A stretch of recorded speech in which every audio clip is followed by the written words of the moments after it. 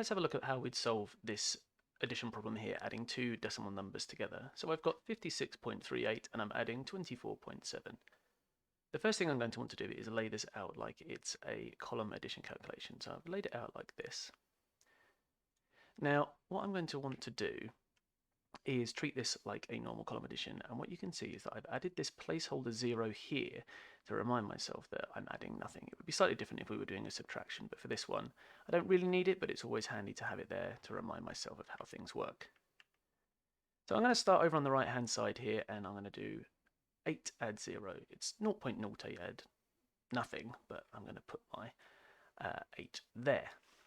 The next thing I've got to do is add 3 and 7.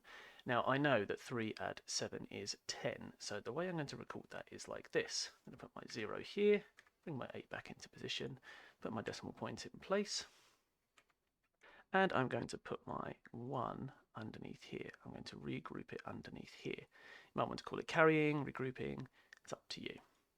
The next thing I'm going to do is think about 6 add 4, but then I have to remember my regrouped 1 underneath as well. So 6 add 4 would be 10, add 1 is 11. So I'm going to put 1 here, bring everything back in line.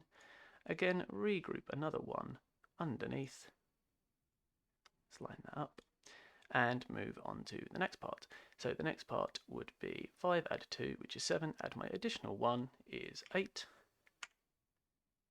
Giving me an answer of 81.08. So let's put that in this box here. 81.08.